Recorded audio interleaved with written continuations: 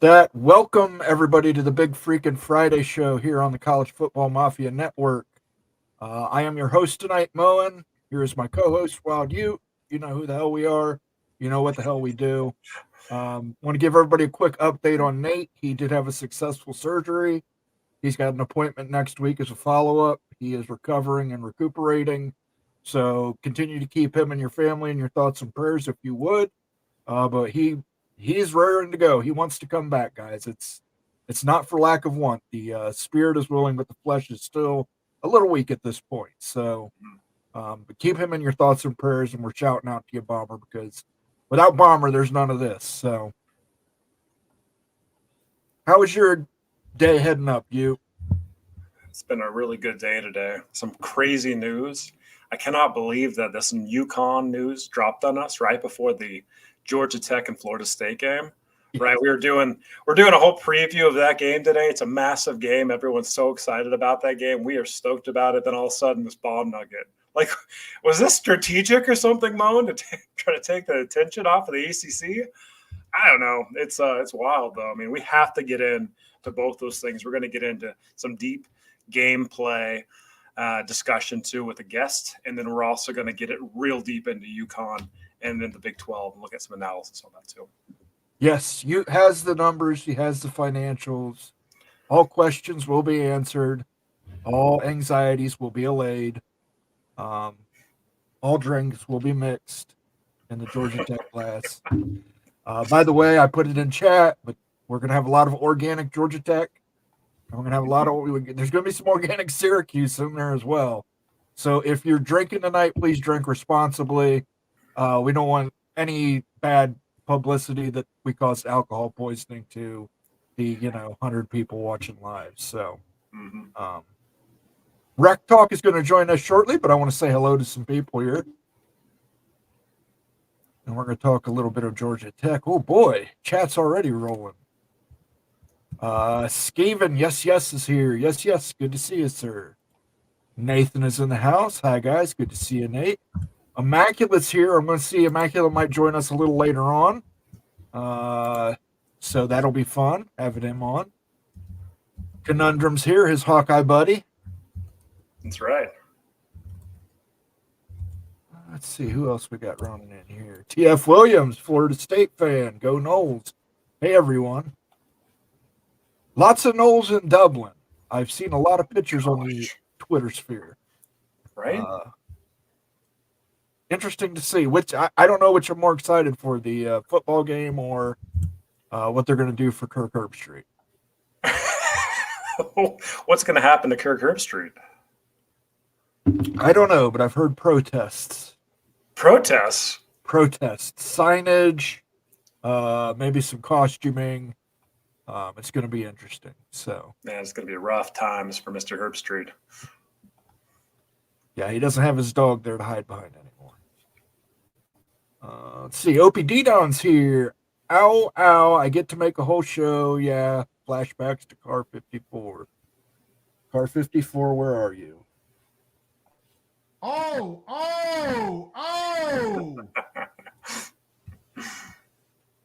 Illini Ted says it's the night before CFB Mafia. Yes, it is. Twas the night before CFB Mafia. What a great thumbnail too, Moan. Kudos to you. When I saw that, I was like, that is really good stuff right there. That is all you. I will tell you, you have to be very specific with AI to get them to draw a Georgia Tech player. Really? It will draw Georgia players nonstop. If you put Georgia, I had to put in draw a football player from Georgia Tech in Atlanta wearing a black and gold and white uniform. And it still didn't get 100% right. But no way. I tried. Joaquin Morales is here. Reminds everybody to smash that like button. Yes, please do that. It's free, helps us out a lot. Please like, share, comment, subscribe if you're watching on demand. You're getting ready for the football game tomorrow morning and you're listening. By all means, leave us a comment. We respond to the comments. Antoine Codes is in the house. Good evening, all. Antoine, hope you're feeling well, sir. Antoine's got a GoFundMe on Twitter. I don't have it pulled up, my Twitter pulled up right now, but if you follow Antoine Codes on Twitter, definitely check out his GoFundMe. Very worthy cause. Caleb Ramirez is in the house. Hi, everyone. Good to see you, Caleb. Let's see. Replica is here. Happy Friday. Good to see you, Replica. Amelia Islano. Happy Friday, guys. Who's stoked for tomorrow? I'm stoked. Oh, my gosh. So stoked for tomorrow. So kickoff's at noon, right? Eastern time, Moan? Yes. Yep. 10 a.m. Mountain time. Wake me up, get some coffee, and start watching football tomorrow. That's the game plan. Yeah, I like that Georgia Tech game at Florida State. We're going to get There's going to be a lot of Georgia Techs going on. That's organic, Moan. Yeah. You got a drink for that one. We might have to add UConn to the drinking game. Oh, seriously. I mean, like, we really got to get into this UConn stuff. I mean, this is absolutely bonkers. Absolutely freaking bonkers. The community wants to know more about it. Holy smokes. Oh, will Georgia Tech beat Florida State? Stay tuned. Yep, definitely. I got my bet in at 13.5. Wait, so you were on – wait, you took Georgia Tech, right? I took Georgia Tech in the points. 13.5? At 13.5. The line's moved. I think it's only 10.5 now. Yeah, it's 10.5. Yep. Yeah. You got to get on those bets early, guys, because they will move the line. Amelia Islano, go Knowles. Sergeant Pickles is here. Good evening, all. Hope for the weekend by myself with 3 sick kiddos. Pray for me. You got it, brother. We'll pray. Clint Moses says UConn football fits the Big 12. I don't know if that's an insult or a compliment. I don't know. Is that bread? We're going to get into that, right? Is UConn football, is that the bread that we don't want to be munching on the Big 12 land? Rock and Rant says, Bomber, I'll bet against SMU tomorrow to cheer you up too. Yes, Bomber said he'd be watching, so I'm sure that will cheer him up. My boys, good to see you both. Hope Bomber's doing all right. He's recovering. He's recovering. Mm-hmm. I believe he's going to be all clear. And Immaculate, if you have a chance, you should jump on. I would love to get your thoughts too on this UConn. I know that you've got a certain idea that nobody else is talking about. So if you have an opportunity, come on. We're going to talk a little Georgia Tech first when our guest gets here, but trust me, the majority of the show is going to be the breaking news UConn possibly going to the Big 12.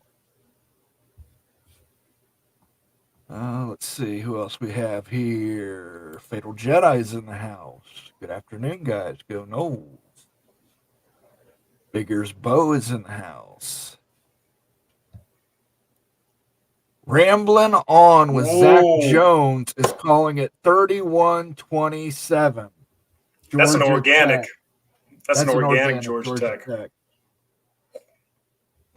Oh, man. I'm not sure I got enough drink for this show.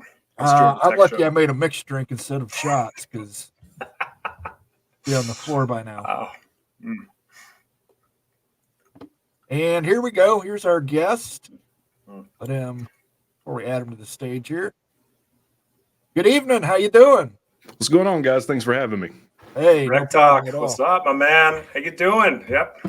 I'm doing fantastic, man. We're less than 24 hours from the start of college football. I couldn't be giddier, guys. Couldn't be giddier. So check this out, Rec Talk. So over the last several months, we've developed a drinking game on this channel where whenever you say Georgia Tech, you take a sip. So this is going to be a real interesting episode and everything. Hey, if you don't have a drink and you're in, no problem and stuff. But if you see us taking sips, it's because that's in play right now. So kudos. But excited to talk about the game. Can't believe that football is almost here. To us the night before kickoff, right?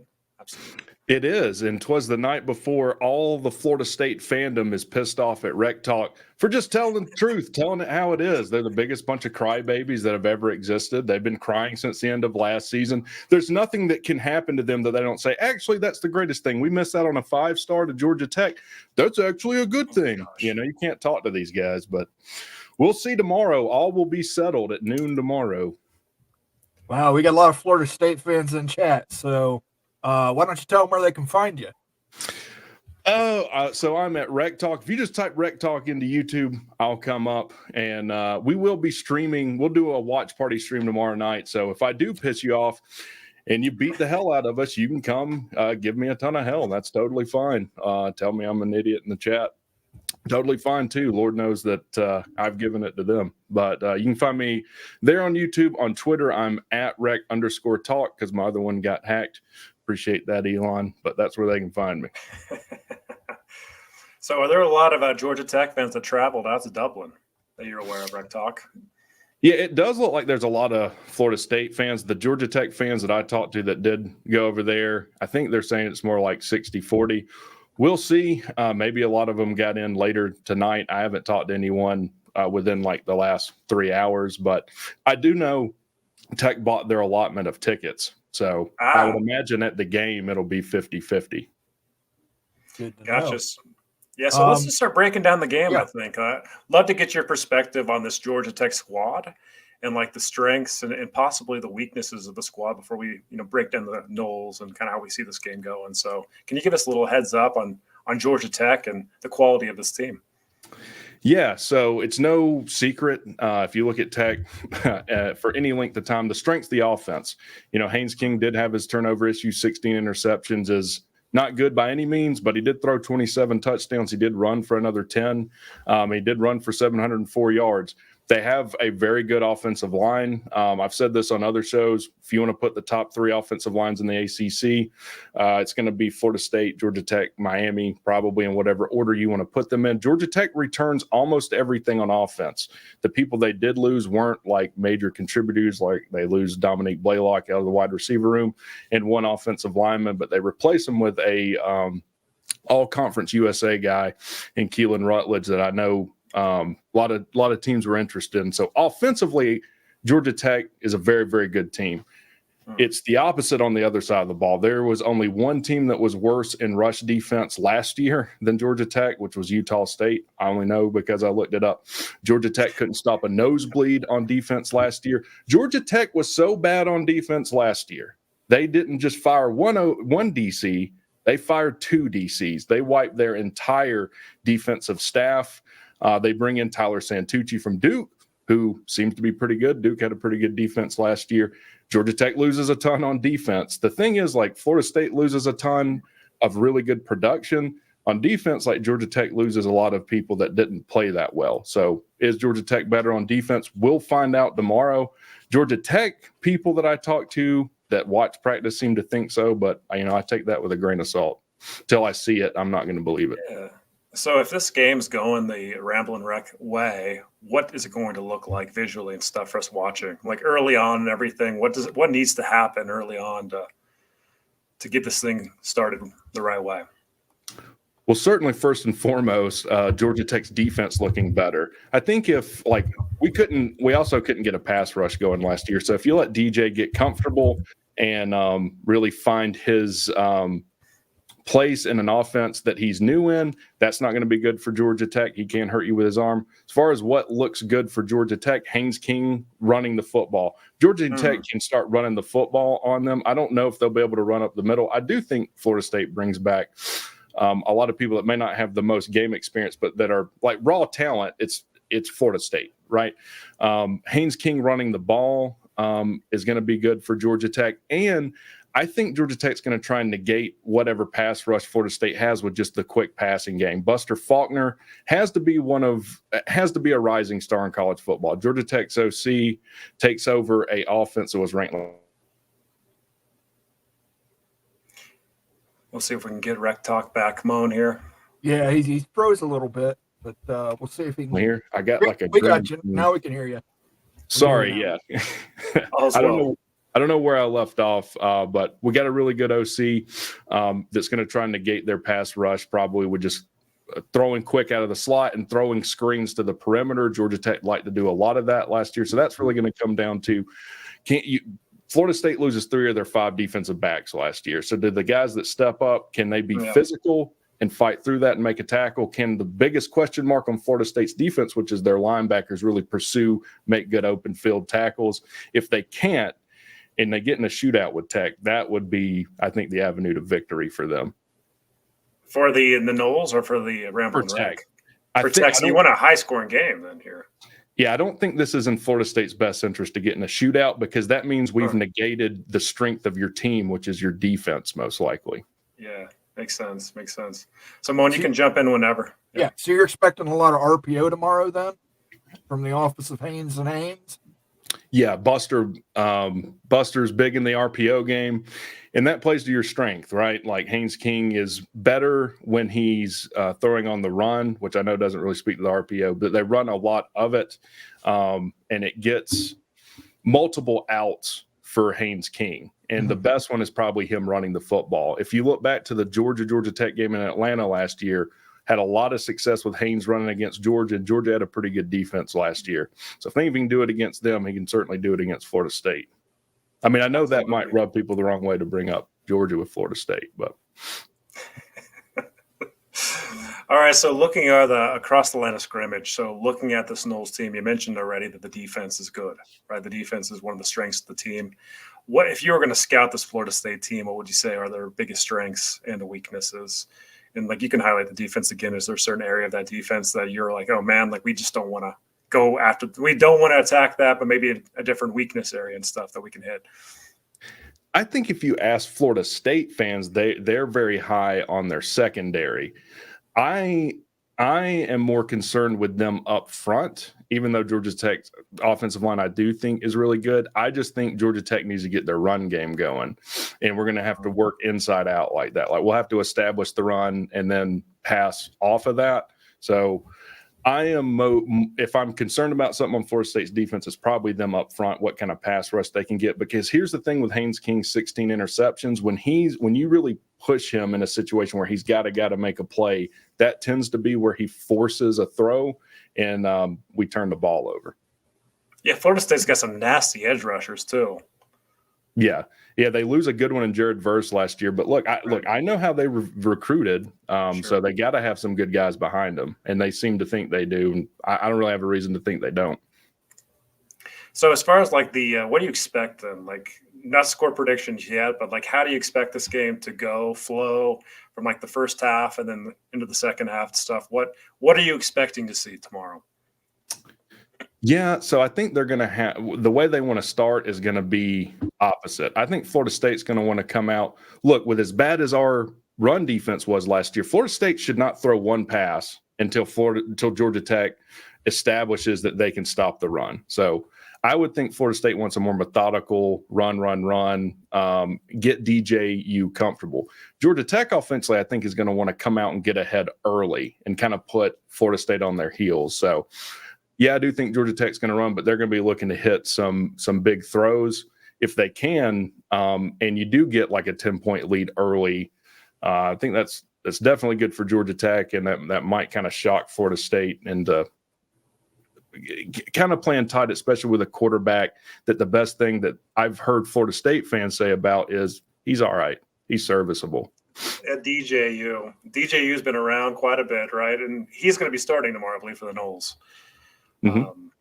So, I mean, he really is more – the guy's a big arm and everything, but he's prone to mistakes and stuff. And if he plays within the system, he can play conservative, good football and everything. But when he stretches, you can get him, right? So that is the key probably with the victory. Get up on him early, put the pressure on and everything from the Tech standpoint. And interesting to hear that, like, Georgia Tech has one of the top offensive linemen and lines in the ACC, too, is if you can really bulldoze that run game right up the middle.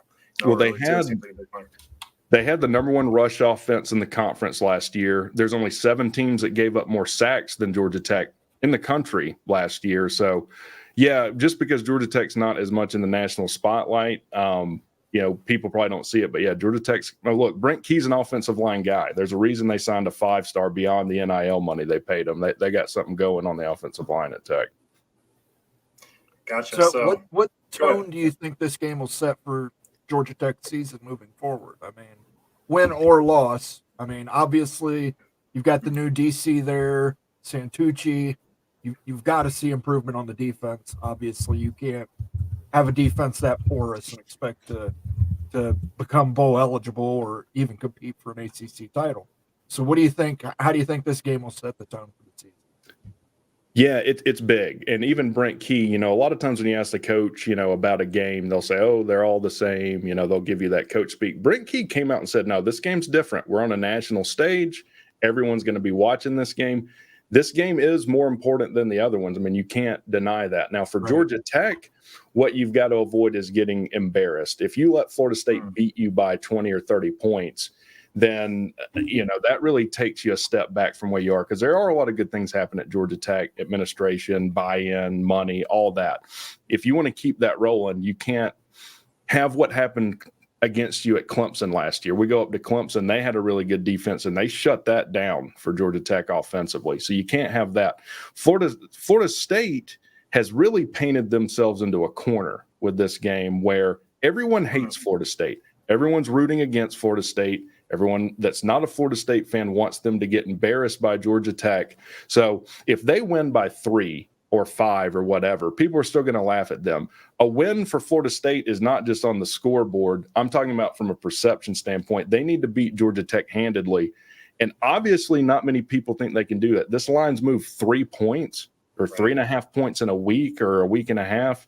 That's huge. There's a ton of money being put on Georgia Tech. So I think Georgia Tech needs to come out, be competitive, show improvement on defense. And, we talk about moral victories and stuff. Look, I'm a diehard Tech fan. I want to win this game, but I think that's probably good enough from perspective standpoint for Tech. Okay, so all that said, what do you expect to happen? How's it going to happen? What's the score going to be at the end of this game? I've said this on other shows, like, I've got to be realistic as a Tech fan. As bad as our defense was last year, playing a weird, not on the same continent game, I can't predict it's to go beat a top 10 team when you were 132nd ranked run defense last year. Like, I do think it's going to be very competitive, and I do think it's going to be very close, though. That goes into just the production that Florida State loses, the production that Georgia Tech brings back on offense. I do think this game is decided by less than a touchdown. Wow. Okay. So in whose favor? We're talking about Florida State winning by less than a touchdown? I do. I think Florida State wins this. Here's the thing.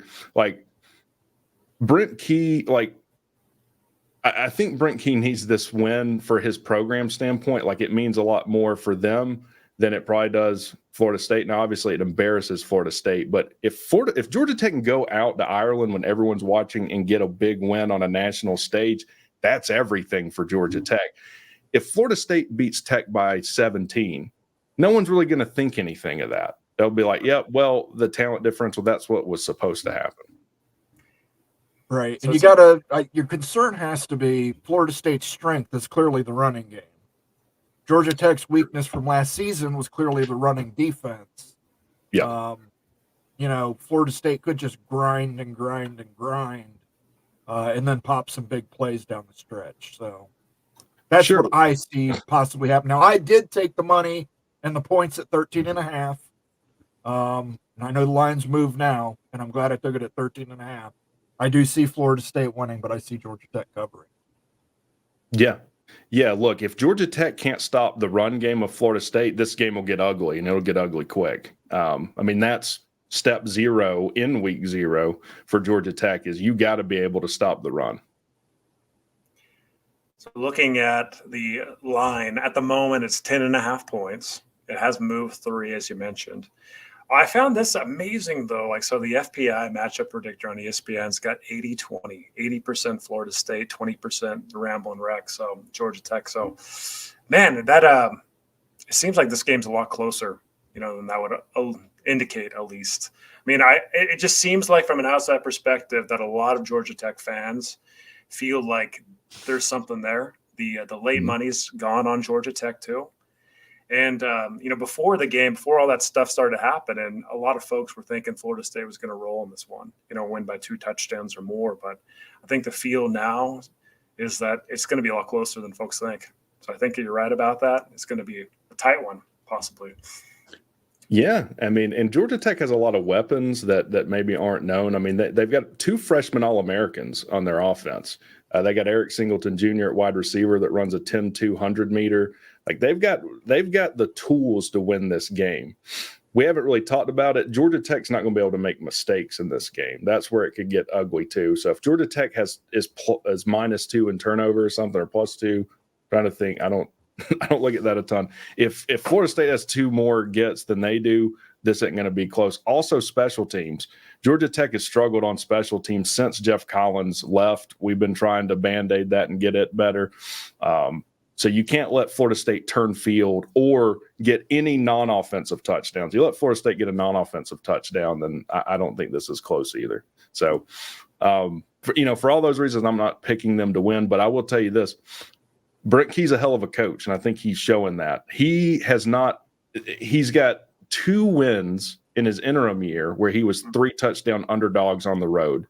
He's never lost a game on the road that he was an underdog in the ACC either. Now, technically, this is a home game for Georgia Tech, but I don't know. All those things make it quite interesting to me. Right. Well, let's move on to a little. I want to move on to a little different subject here. We've talked about the game.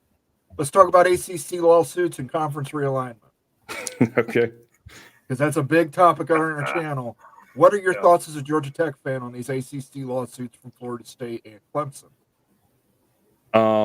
I love that everyone is now a legal expert all of a sudden, especially the Florida State fan. They've streamed and watched more court proceedings than they have watched football content in the offseason. Everyone understands why they're upset.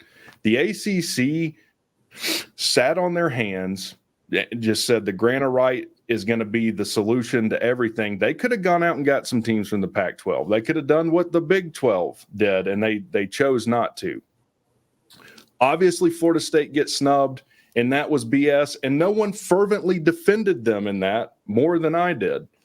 However, I feel like, was it not so fast, my friend? I looked at how they responded to it, and it was silly. I mean, it's just silly.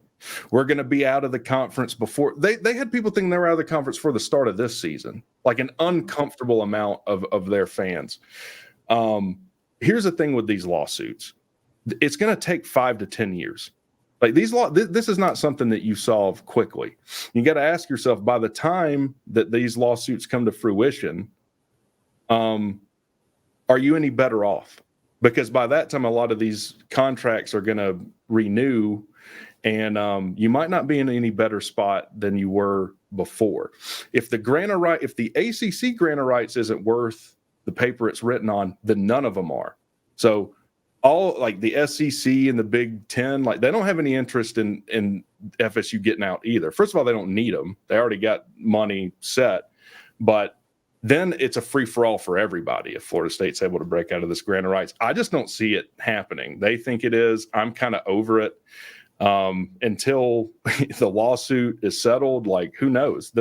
If it were so clear-cut, there wouldn't be 20 lawyers on each side, each billing $1,500 an hour, right? Sure. So you think ESPN is going to sign the deal to extend all the way through 2036 by February 1st? Yeah, it's hard to say what ESPN is going to do. I'm not going to pretend, unlike them, that I'm an expert in TV contracts or grant of right contracts. If I had to guess, ESPN will wait till the last minute to do whatever they're going to do. And it is possible that they just renew the ACC contract. I don't know.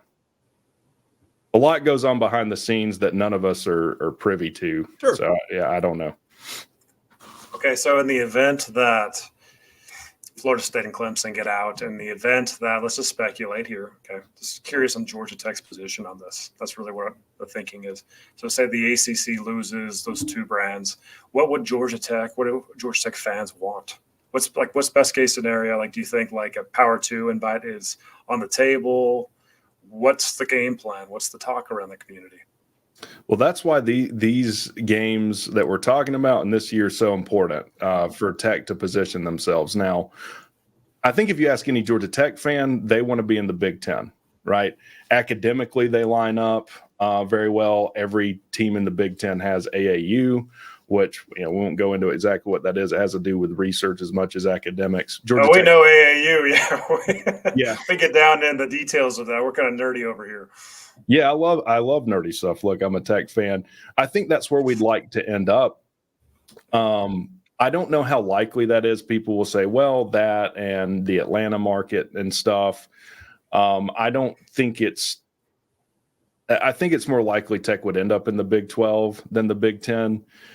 And the whole thing with where people go, like you have to ask yourselves, Like, let's just take, for example, North Carolina. Say they end up in the SEC. In 10 years, are they above 500? Is that clear? I don't think so.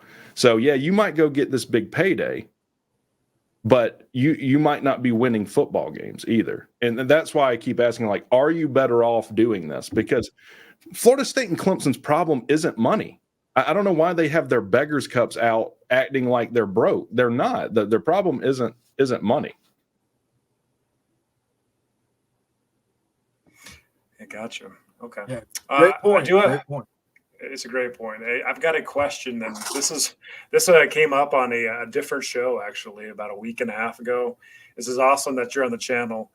All right, so Josh Petty, you know that name well. Okay, so I want to give everybody a little context here. So Georgia Tech is recruiting is ramped up this cycle, and Josh Petty is the offensive guard that y'all paid $800,000 per year, almost $1 million per year, to land this 5-star recruit, which has shocked basically the world. And the question for you is, what's going on in the NIL world, Georgia Tech? Like, is this just a one-off, or do you have benefactors, or what in the world is going on, Rec Talk? Well, first and foremost, I think we're going to look back at this since Jeff Collins was fired. You know, who was the best hire? I don't think it's Brent Key. I don't think it's our basketball coach, Dante Stoudemire.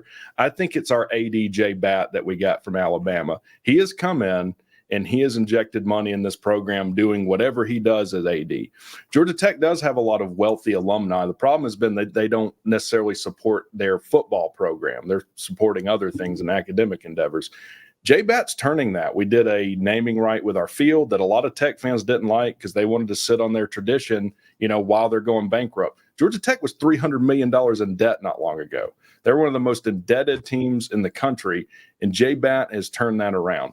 Now, as far as I love that everyone's up in arms about this kid getting paid $800,000 a year, as if this information is public for every team. I don't know how much Florida State pays for their players. I don't know how much Tennessee or Ohio State pay for their players. I know that the guy that was ranked one spot above Josh Petty, I think his name's David Sanders, that Tennessee signed, his NIL valuation was $947,000, I think. I feel like it's cope from a lot of these fan bases that Brent Key went out there and got a 5-star. Leading up to this, Florida State fans will tell you he's the best thing ever. Afterwards, he's undersized. Georgia Tech overpaid. He's a big nerd that just cares about engineering. It's a big win for Georgia Tech, and it's a statement. I don't think it's as much about having a 5-star on your roster for Tech and Brent Key as it is the statement that it makes that this team is serious about football, that Brent Key is dead serious about recruiting. Don't forget, he was on a staff with Nick Saban in Alabama when he was their offensive line coach, and he was a hell of a recruiter for them. Ask any Alabama fan, that was the best offensive lines they've ever had. So I think Georgia Tech has a lot more money than people realize now, and people want to feel some kind of way about that. I'm happy as a Georgia Tech fan because, look, it's the first 5-star we've ever signed in the history of our school. Calvin Johnson wasn't a 5-star when we signed him. Oh, it tells you that something's different in Atlanta, though. It definitely does. All eyes are on Georgia Tech right now, and that was the talk of the town, really, in ACC circles. Like, is there just some big war chest now, NIL-wise, at Georgia Tech, right? Like, I mean, that is the question, right? Yeah, I don't know. I know that things are infinitely better than they were. I'll put it that way. Right on. Do you think the academics hurts their recruiting at all? Trying to get kids to come to a school with such high academic standards? For sure. And, I've had this argument with people before, but for people that don't know, like every major at Georgia Tech requires Calculus 1, every single one of them. Obviously, that's going to be an impediment when you're recruiting people. And it's not just because, this kid doesn't care about academics. I don't know how you could do engineering and play Division I college football. Like, that's a massive time sink into developing as a Division I college athlete. So that every kid has to take Calc 1 is an impediment to recruiting. And that I think that's conversations that like fans have had. I don't think Georgia Tech will ever do anything about that. As far as changing that requirement.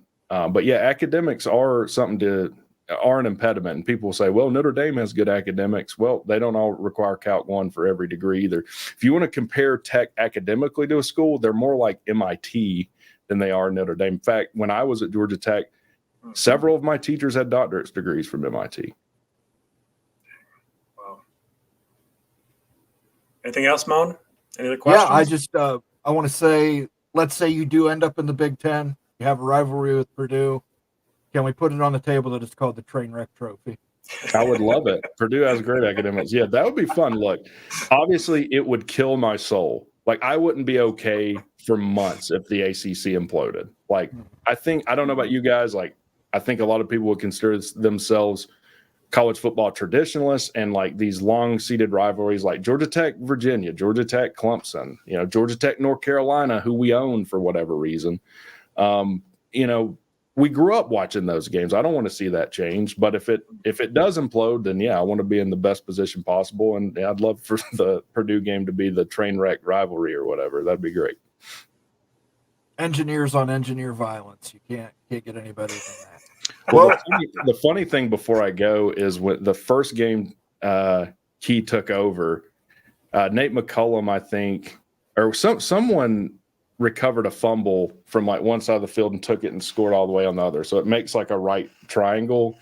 And Key said that the hypotenuse of that thing was like shorter than one of the legs. And I was like, come on, man. You can't be making us look bad on the engineering side. It's obviously longer than the just linear distance. Fantastic. Well, Rec Talk, we appreciate you coming on tonight. I know Bomber wanted to be here. He's with us here in spirit. Why don't you go ahead and tell people again where they can find you? I've had people in chat all night saying you're the best Georgia Tech channel on YouTube. Tell them where they can find you at on YouTube. Well, first and foremost, guys, thank you so much for having me on. A lot of people that watch my channel said, hey, you need to go do something with the College Football Mafia guys. And then just by coincidence, y'all reached out. So thank you so much for having me on. You can go find me on the Rec Talk channel. It's WRECK. I probably should have said that before. WRECK Talk on YouTube, and then on Twitter at @rec_talk. We do live shows all the time. Obviously, I do a lot of, poking fun at fan bases and some trash talk, some serious, more professional stuff, film breakdowns. We do all that. We'll be doing a live show right after this too, talking about this game. If you're a Florida State fan, want to call in and give me the old right there's Fred, you can do that. But appreciate it, guys. Thank you. Yeah, thank you again so much. And you got a watch party going on tomorrow for the game as well, right? That's right. Tomorrow, noon, Rec Talk will pull off a magic trick. He will make the Florida State fan disappear. Oh, okay. Oh my gosh. These are his words, not ours, folks. Thank you so much for joining us tonight, Rec Talk. I appreciate it, guys. All right, take it easy. Good stuff, Moan. Wow, that was fantastic. Again, let me get a sounder here for Rec Talk.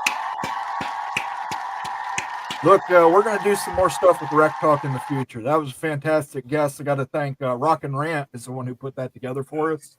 Mm-hmm. So big ups to Rock and Rant as well, even as a Miami fan. And now we can talk. Let me get some business taken care of. I'm going to add Immaculate to the stage. Good to see you, Immaculate. Good to see you guys. Looking good, dude. You got the Silver Fox. Look, we got some business we got to take care of. Got a little Hawkeyes, too. Papa K gifted one membership to the College Football Mafia family, and Earl Carter did likewise. Those are both appreciated, gentlemen. If you received those in the chat, make sure you thank the person who gifted them to you. Those help us out a lot. They give you access to the Wild Ute University, which we're going to give you a sneak preview of here tonight. We're gonna we are going to take it out from behind the paywall and let you guys see all the wonderful numbers and financials that the genius Wild Ute comes up with. So let's kick right into it. What do you think, you're a Big 12 guy? Oh my UConn gosh. Potentially joining the Big 12 as a basketball-only member till 2031. Mixed emotions with this one, guys. Like, Moan, what you said on Tuesday about the Big 12 adding UConn is kind of like eating bread before the meal. I tend to agree with that comment. It's with the potential of the ACC falling apart over the next several years, possibly over the next 2 years. I just think it's almost irresponsible to go after UConn before you have a little bit more certainty around that situation.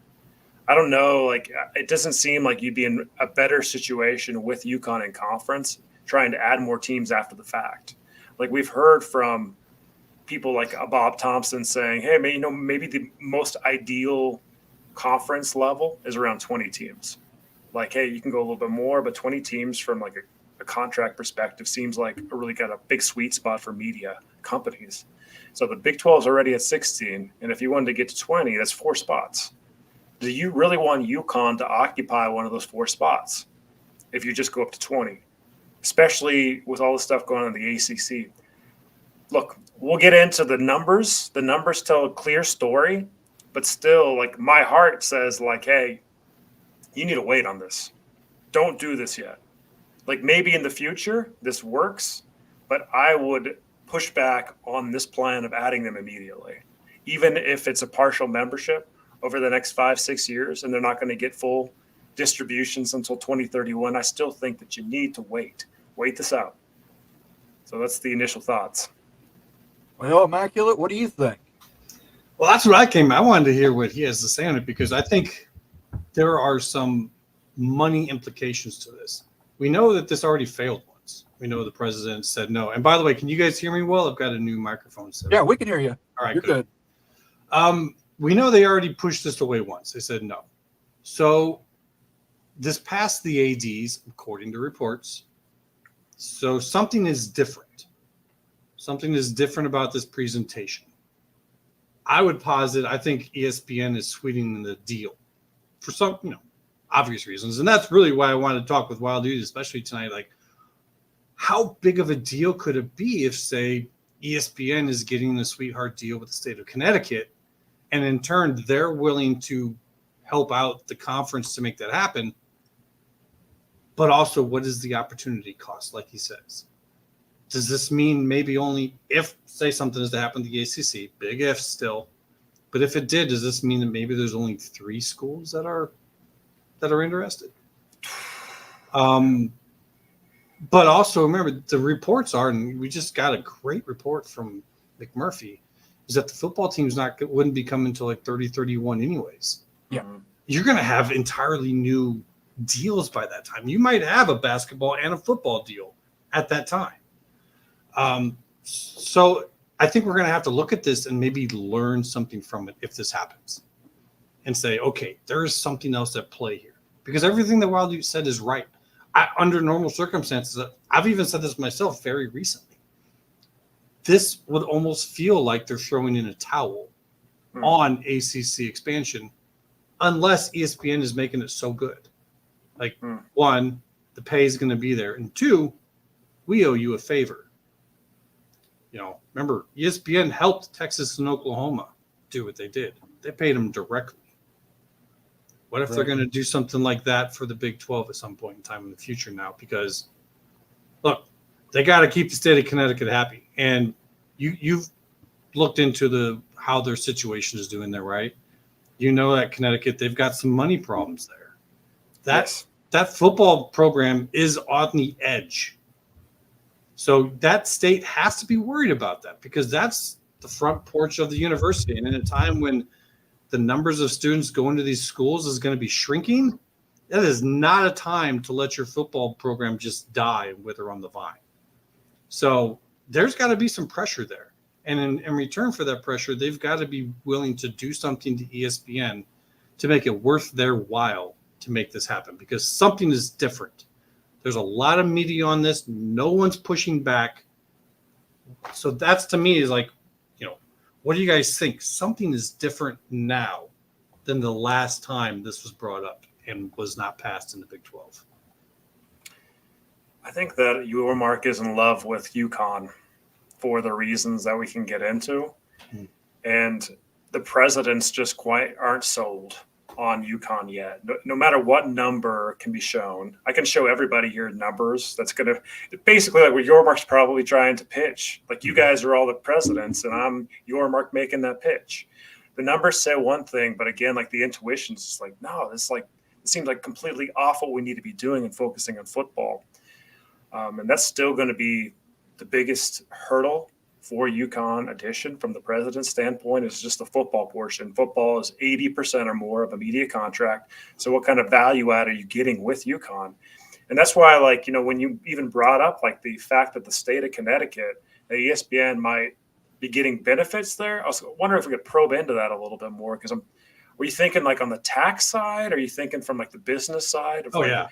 How does that? How can those two work together, like the state of Connecticut and ESPN, possibly to make this like make sense and stuff as a value add for both those parties? And that's where I really wanted to kind of talk to you. You're on the financial side of this, but this is not a new talking point. I mean, back when we were looking at the Big 12 being parceled out, I had UConn go into the ACC for just this reason, because it helps ESPN. And this was also talked about by media. So this wasn't kind of like, just a side talk. This was a thing. This was a real talking point. And yet it hasn't happened yet. And they're kind of dying on the vine. Like, there's going to be some real almost desperation that's got to be coming out of that state. So when we talk about that, I don't know for sure. I don't have the numbers in front of me, but this isn't an unheard of thing. I mean, corporations get tax breaks all the time from states. Like, if you're going to move in and build something, they'll give you tax breaks, big ones. Well, in this case, if we're going to save your state institution football program, which in turn is the amount of students narrows in the future, could save your state institution and you a lot of money, why wouldn't they give ESPN a tax break? I mean, they have a huge campus there. I don't have the numbers in front of me right now as far as how big that is, but the size is going to determine how much in taxes they're paying, plus the value of the property there in Bristol, Connecticut, plus the fact that it's Connecticut. So whatever these numbers are, that someone who dives into that could probably find out, what could they possibly do? But I think that the numbers would probably be above what they'd be paying UConn in the Big 12. You know what I mean? Like, we're talking serious numbers that this could be a win for ESPN to get them placed there. I think the plan was to get them maybe placed in the ACC, maybe after they lose some schools. It's a nice backfill. For sure. Even without losing schools. But for whatever reason, if this is true, that plan has changed, and ESPN has pushed them towards the Big 12. And, if the Big 12 is going to become that major basketball school or conference in the future, and if, say, like a Louisville's coming out, I mean, look at how many rivalries would be there. UConn, Kansas. If Louisville shows up, UConn, Louisville. UConn, Arizona. How about UConn, Arizona State in the Hurley brother battle? Like, out of here, Deppie. If they show up, I might actually go to that game. Like, that could be wild. So, I mean, if I am them, I'm looking at that situation saying, this might be worth it, especially if you can get those tax breaks from the state of Connecticut while they're probably getting more and more desperate. So I don't have those numbers. I'm not the type of person who could really kind of put that together very well. It's just throwing the theory at someone like you and saying, what do you think these numbers would be? You got the wheel spinning for sure. And I don't know, like on the tax side, how that would work, like legally and everything, but there might be some synergy there. There might be some value add that you're pointing to that we're not aware of that makes it attractive for ESPN to want to add UConn to the Big 12 and own that property and boost that school. And there could be something there, certainly. It's a fascinating idea to think about, too. And like it's kind of ironic because we're talking about ESPN possibly not renewing the ACC contract, which is a sweetheart deal. Then on the other side, all of a sudden, this UConn topic comes up, and there's conversations about paying the Big 12 more by adding UConn. Isn't that kind of just odd timing, too? I mean, we're talking like... And I'm not a big... Like, when I don't think ESPN is going to opt in with the ACC. But when I say that, I don't mean it as they're not going to deal with the ACC. By not opting in, it means they're going to negotiate. They're going to want a different deal that covers them so that they don't have to take the risk of just continuing to pay them this every year. That payout increases when they don't know. Like right now, they don't know about Florida State and Clemson. Well, what if, say, the SEC says to the North Carolina Board of Governors, okay, fine, we'll take both North Carolina and North Carolina State. Well, what happens if the Board of Governors now sues the ACC and they lose their home court advantage? Like some people might say that that's not very likely to happen, but if you're ESPN and you're placing a bet on a future that goes all the way to 2036, you kind of have to look at this and go, I don't think that we can do the same thing that we've been doing, but we could work out a deal, and that means opting out. And I think that Commissioner Phillips has said some things in public which might allude to that happening. Like he's said some things like, oh, we're working out some things between each other, some little negotiations. That doesn't happen in an opt-out. An opt-out is, we'll just keep going with it as it is. And that's it. So, I tend to think that there is maybe a new deal in the works there. What it will be, I don't know. But I definitely think that's going to change a little bit. And so maybe that doesn't include UConn. Well, I do have some tax figures here for you. Oh, nice. The per capita income per individual in Connecticut is upwards of $90,000. That is the second wealthiest of all states in the United States. That's a huge tax revenue pool. Very possible that this could be done in part with the state of Connecticut. There are stadium issues at the University of Connecticut. Their stadium is far from campus. It is very, very old. This could be a possibility where Yormark's also telling his ADs and presidents, hey, the state is on board and they're going to build a new stadium closer to campus with tax abatements and funding. So we'll have a new stadium, and they promise they're going to have this by 2031, which would lead up to the time when Connecticut football would be joining the Big 12. You guys want to get into the data? Let's get into the why Yormark here. might want this. All right, here we go, guys. And stop me at any time and stuff. We'll talk about whatever. Monitor the chat comments too if anybody has like any kind of questions and stuff. This was a Wild U University presentation here. This analysis was done several months ago, where we looked at Syracuse and UConn, the basketball brands, and saw, hey, what's the fit to the Big 12? Again, this was many months ago. The research, the data is still relevant, and especially since football season hasn't started yet. Once football season gets going, we'll have to make some tweaks to the data, but it's still completely relevant as of today. So let's get into it.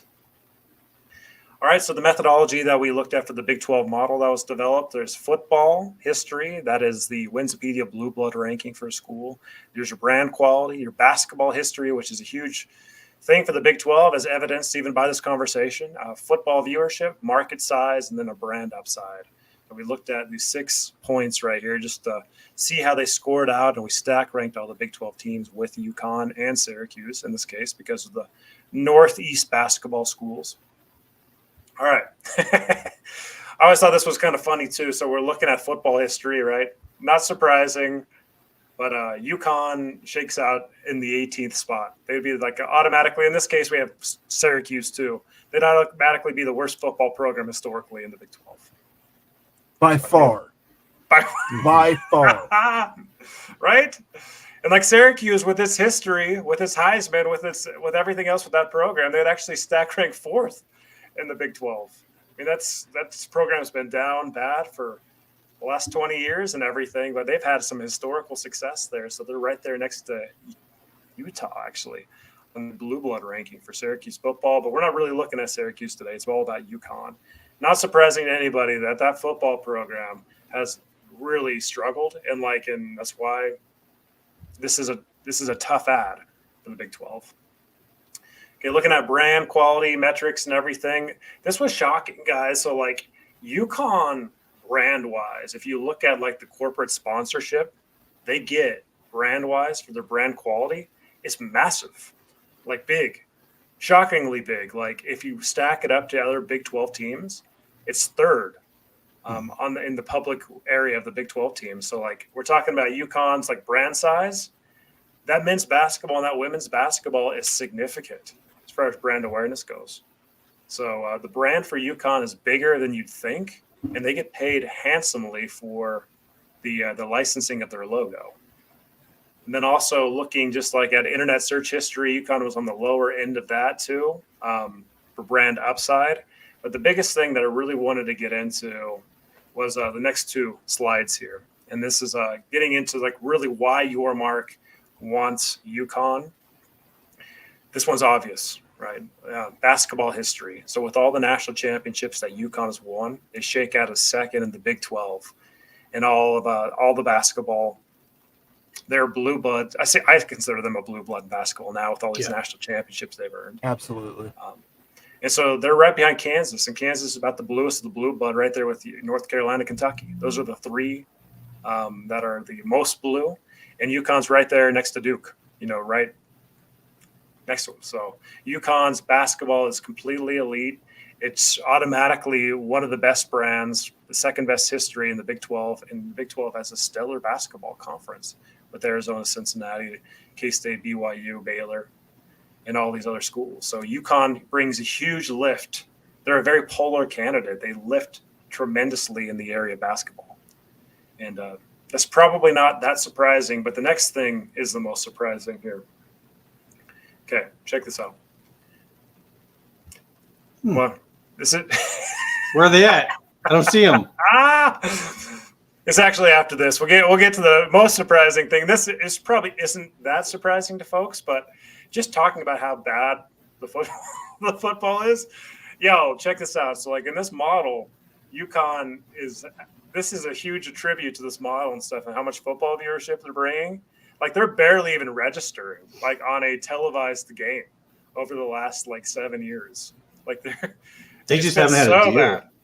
Yeah, I think CBS Sports Network broadcasts their home games. But they're also competing with like Mountain West schools, right, to be on there. So and the Big East just got the deal with TNT, but I don't know how much that'll cover for football. We don't know the details. It just points to more that football. I mean, it's as bad as it gets as far as football, and it's almost as good as it gets as like based on basketball. That's why this is such a polar ad. That's why it's so divisive. But like obviously, no one's been watching UConn football because it didn't exist for a sec, and also like they just aren't that historically good. So this is like the area. I mean, obviously, if we're a Big 12 president, be like, gosh, seriously, we're going to consider UConn like this. These metrics just aren't what you normally see in realignment. How is this going to lift our TV contract and everything? That's the big question. How's UConn going to lift the existing media contract if the football viewership has been so bad and the football's been so bad? Well, and to be fair, I put the Brett McMurphy article at the top. It's pinned to the top of the messages in chat if anybody wants to read it. This, according to this source, the Big 12 deal with ESPN would be revenue neutral. Nobody in the Big 12 would take less money by adding UConn. And that's ESPN making it happen, if that's true. Yes. So it's revenue neutral, according to Brett McMurphy, and you're not including the football program, right? We're talking about revenue neutral for You're the talking basketball. about basketball and Olympic sports. Yeah. I don't know how that makes sense, guys. Like that, to me, is pretty clear. It doesn't make sense. When you add football, they're going to be revenue negative. I think because it's by 2031, I think they're counting on having a new deal. There's going to be a negotiation for a new deal before then, anyways. Plus, you've got the 2028 reevaluation of the CFP. So and probably for that next deal, they're going to have basketball and football split. So I think they're hoping to get more net overall. I don't know. I don't have the answer for that good question. But for this to get past the ADs, for them to say, okay, you could take this and present this to the presidents, there's got to be something new. This isn't just the same presentation as the last time. Otherwise, the ADs would have been like, don't waste their time. Because the ADs are basically kind of vouching for it by saying, okay, I mean, they know the presidents as well as anyone and what they're looking for. And so if it's gotten past them, there is something serious to it. We don't have all the details. Right. Absolutely. Okay, so moving on. This looks that's hilarious. Pretty bad, right? Football. And it's really like, so it almost didn't register. That's how crazy it is. They're just not on TV. They're just not on TV. They're like basically forgotten, like they don't exist, the football program. And that's why they wouldn't be starting up till 2031 because they need to revamp everything, right? Wherever they are and stuff, just to get it back on the map. But here's the next one is the reason for it, guys. This right here. Okay. So UConn and some more supporting documentation here. So UConn market size, when you're looking at the overall market size, the way that looked at this is looked at Sports Watch Media. It's kind of like the gold standard as far as viewership information goes. And they used Nielsen data. The guy that runs Sports Watch Media, he also puts together a DMA ranking. So on that site, there is, based on his analysis, what college teams tied to what media markets DMA wise. And to me, that's really valuable information. So that's what actually you're seeing here. And that goes into the model for UConn.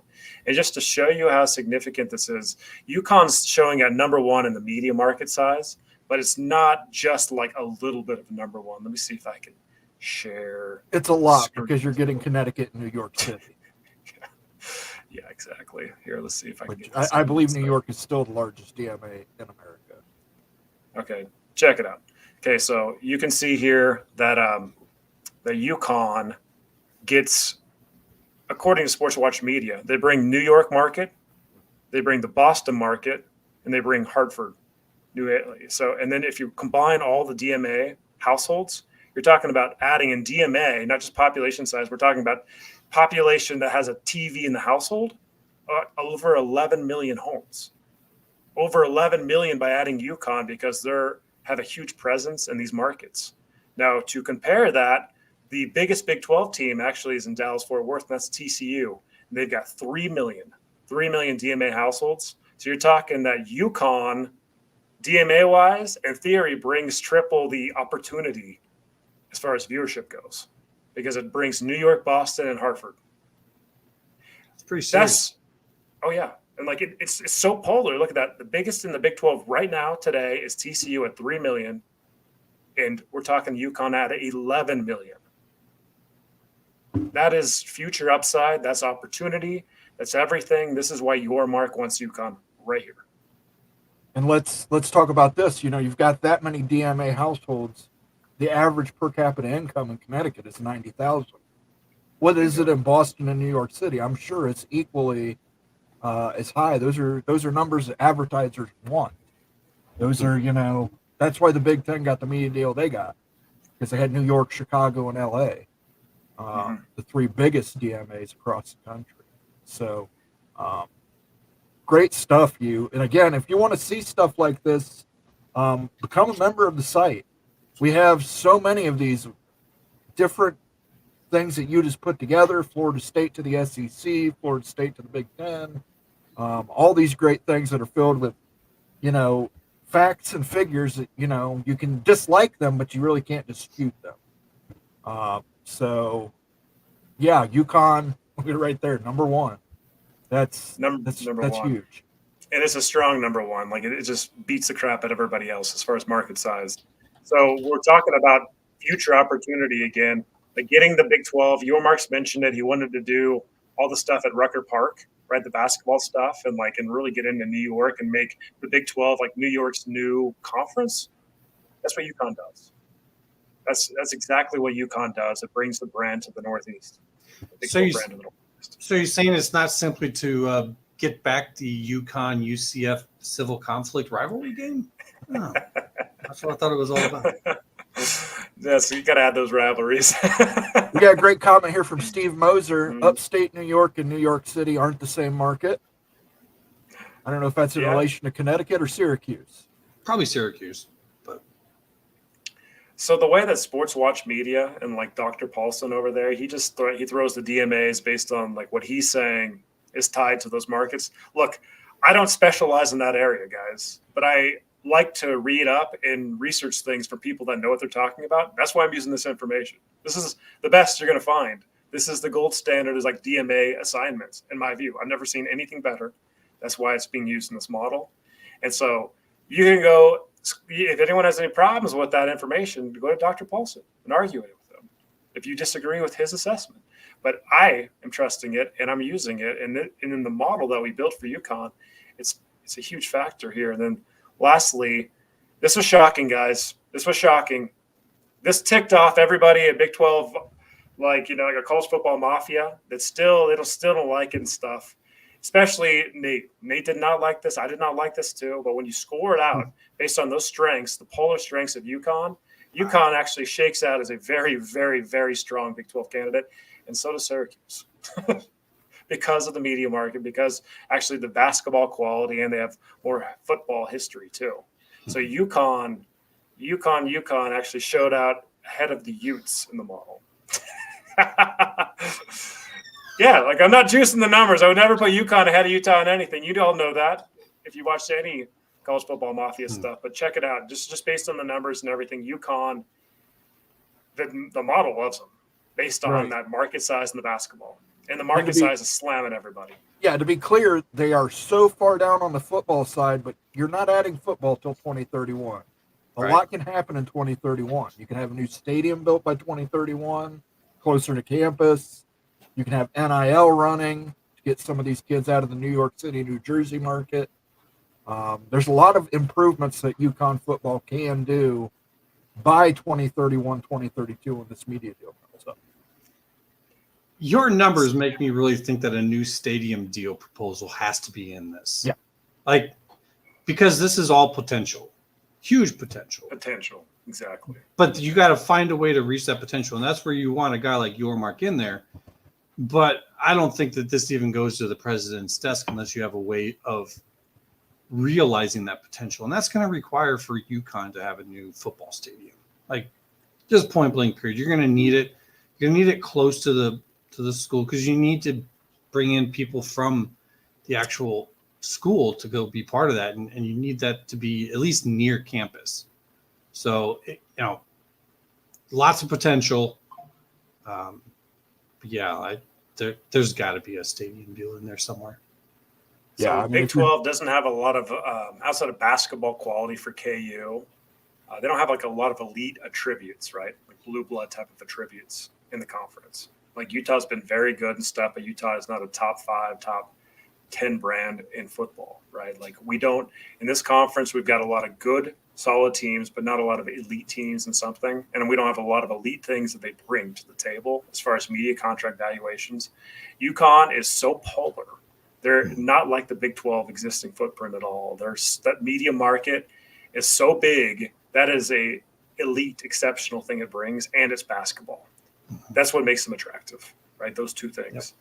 Yep. And again, like if we're sitting here and I'm Yormark and I'm pitching this, or like the analyst that's pitching it for Yormark, like you as the presidents out there have to hear that and say, you know what, I can see the vision. I can buy on with that and invest in this until 2031 and stuff to lift the football to see if it bolsters the media contract. But it's a tough sell. It's already been turned down once. Big 12 turned it down last year. They got the 4 corners after the fact. The Big 12 presidents have to bite on that, and I'm not sure if they will or not, based on the football. Yeah, we got a super chat here from Go Black 45. He says, UConn will get a stadium before Miami. Wow. Well, the rich people in UConn or Connecticut are probably a little more forgiving than the rich people in Southern Florida. And it doesn't have to be a big stadium. No. Like, look at what Northwestern is doing. Yep, exactly. Build like a 35K stadium that's just, immaculate. And just make it to where it's a thing to go do. So it's not just a student thing, or it's not just UConn people, but, Utah's coming to town. Oklahoma State's coming to town. Whoever's coming to town and they want to see that game because they're part of, they're in the run for the rankings, whatever. Just make it be a place where people can go and it's a little fancy. Like they need to make it kind of fancy. So it doesn't have to be big. It doesn't have to be massive. It just has to be very nice.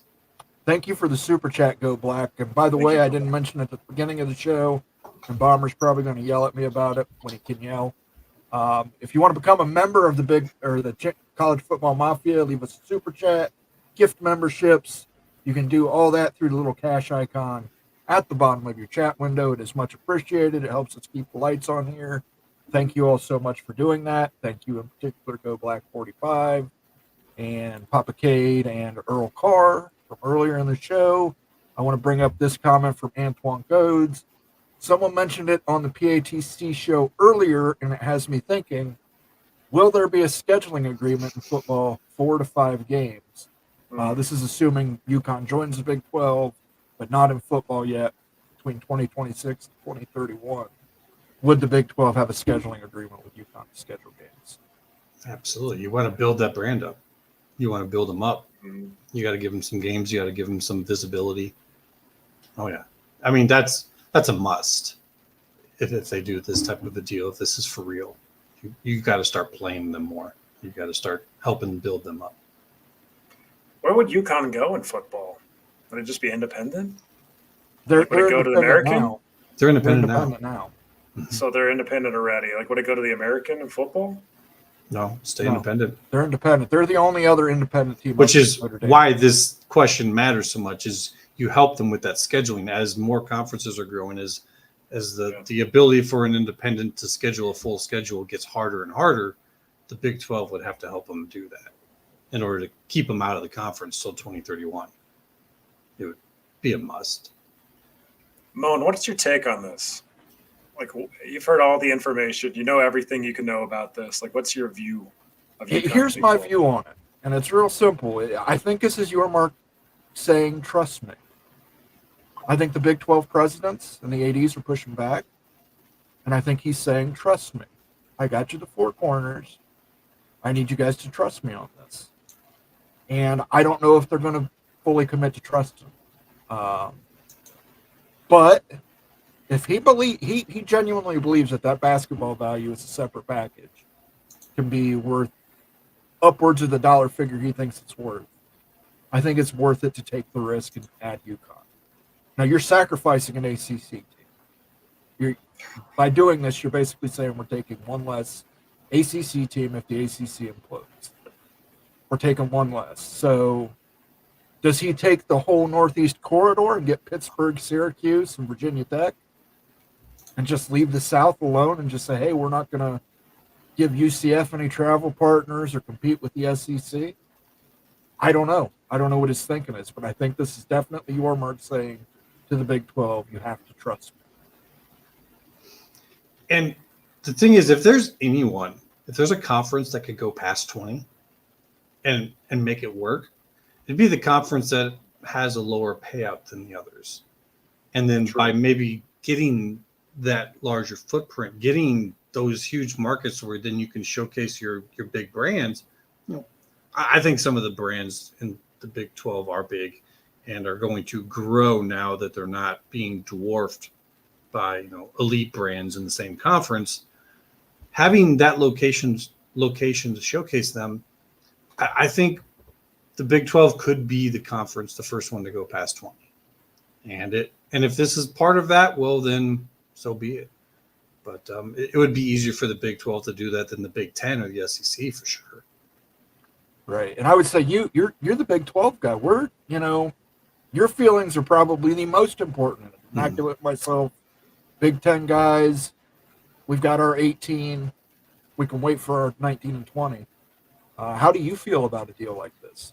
I'm with the presidents and how they voted. Like, hey, the data could say whatever, but the fact of the matter is the football is so bad that I just don't feel comfortable adding them. That's what, if I was a president of the Big 12 university, one of the Big 12 universities, I'd say that, like, hey, I understand the vision and everything. You can show me the projections based on the decoupling of basketball, but I still can't get on board with the ACC schools on the docket, possibly. Because, you really, at the end of the day, I joke about this often, but the data actually says UConn's a better candidate for Big 12 than Virginia Tech. And people are like, that's the craziest thing I've ever heard. That's right. But, you're really doing that. If you go to 20, Virginia Tech's probably out in a situation like that. And you've chosen UConn over Virginia Tech, and that's really come to fruition. And at the end of the day, what the data says is still hard to digest. Some things are just man, it just seems a little off.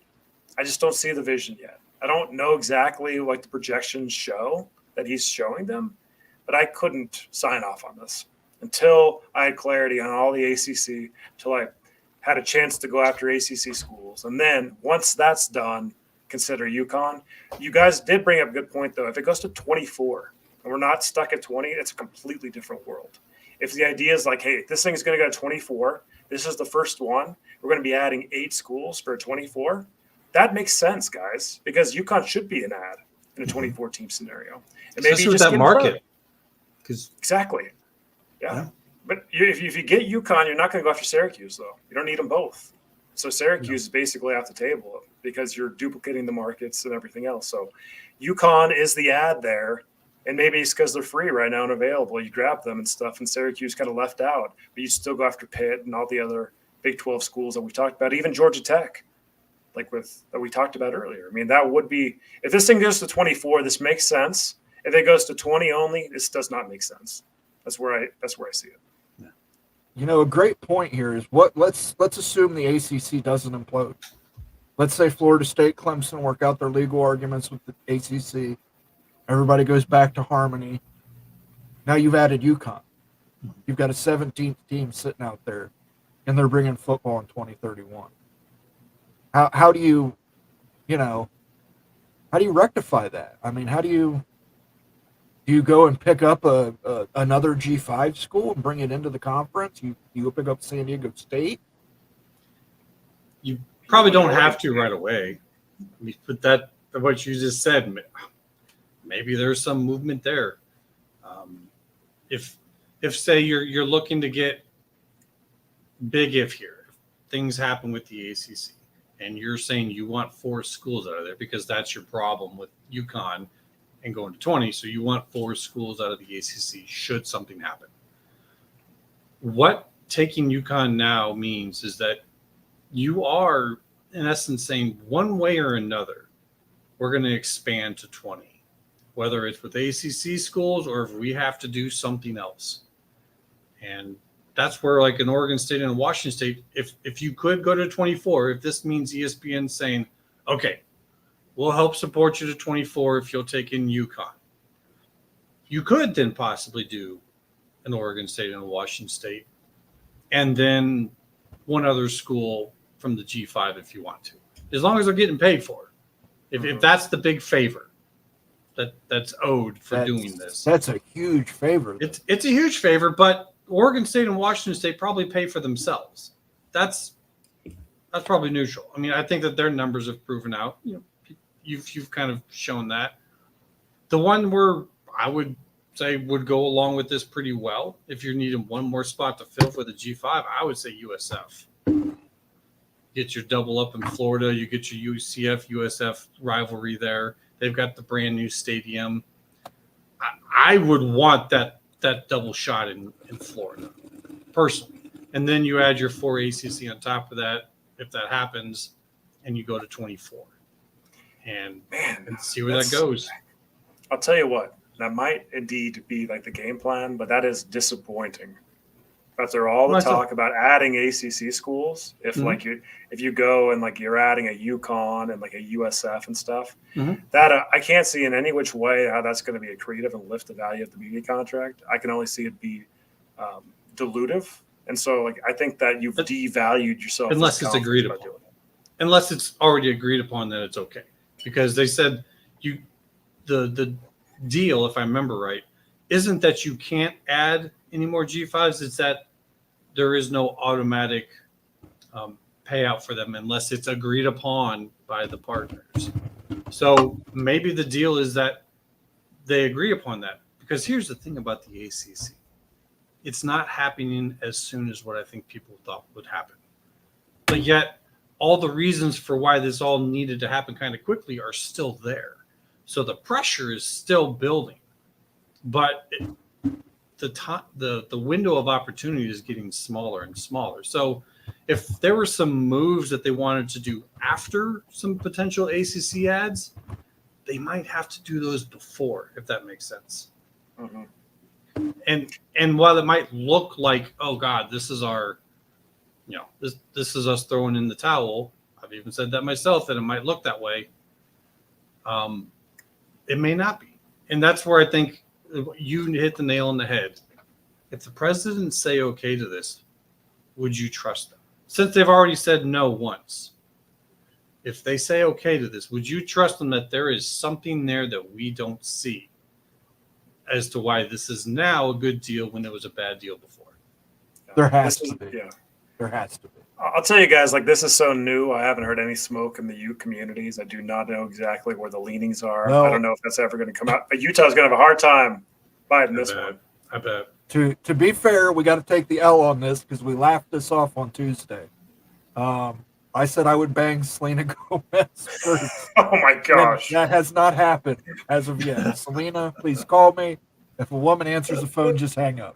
We got Oh a my super gosh. chat here from Amelia Islandol. Just showing a little love. Great show tonight, guys. Thank you, Amelia. Congratulations. Thank you on much. You're soon to be. I'll have a drink for you since I know you're not in the condition to drink, and I will play you a little song here as soon as I can find it. They've been sucking you, sucking you, and sucking you. They've been sucking you, sucking you, and sucking you. They've been sucking you, sucking you, and sucking you. You're sick of it. I get it. They've been sucking you, sucking you, and sucking you. They've been sucking you, sucking you, and sucking you. They've been sucking you, sucking you. Hey, listen, UConn So would that be still sucking lives. off Utah. UConn would be sucking off Utah. They'd be a milk sucker sucking Well, off no, Utah's it's revenue. football. It's revenue negative, so the milk is there. Wait, There's not so gonna be- what revenue neutral? What are we talking about? Are we talking about the basketball portion and like the Olympic sport portion's revenue neutral? Or are Yes. they getting pro rata? Like They're- they're getting like the 31.7 million? No. I don't think they're getting that. I don't Not think yet. They're getting like Not yet. 10 million. They're getting Yeah, like they 10 might get- million, right? 15, 16. No. This is a no, guys. I'm after talking this through, like, no. If it happens, I'm not gonna be happy about this. I might have to come back for that show. Seriously, I might have a little tantrum, like a little milk sucker tantrum here. Vox Quindar is in the chat. He says, Rock Chalk, I got to play this. Uh-oh. The FCC requires that. Greg is in the chat too saying something. Yeah, I wonder what Greg please thinks check about out this. Pete Thamel's new article. Let me check on the Twitter sphere. I follow. Yeah, let's Pete grab that. Pull that Thamel. up. That's the thing too. While you're doing that, if I can say real quick, there's so much media that is now pushing this. That's probably the part that shocks me the most. Like, what? Where is the person who is pushing back on this? There isn't one. Not a single one. All of them lining up, which means to tell you, I think that the Locked On guy actually broke this, and they all started to go It's Drake. look and question and say, "Is there anything to this?" And some people might be like, "Well, we did have a meeting." And then it's like, whoa, okay, break out the notebook. Now we got to start asking questions because they're all involved with this now. The Yeah, you Athletic brought it got up. Greg Toll's involved. the one who brought this up, right? It was out of I thought it nowhere. was a kind of a joke. I'm like, okay, all right, whatever. I didn't want to, I like me and Drake get along really well. I go on with him every once in a while. So I didn't want to push back too much. I was like, we've already played this story out. They're trying to make something else happen, right? Mhm.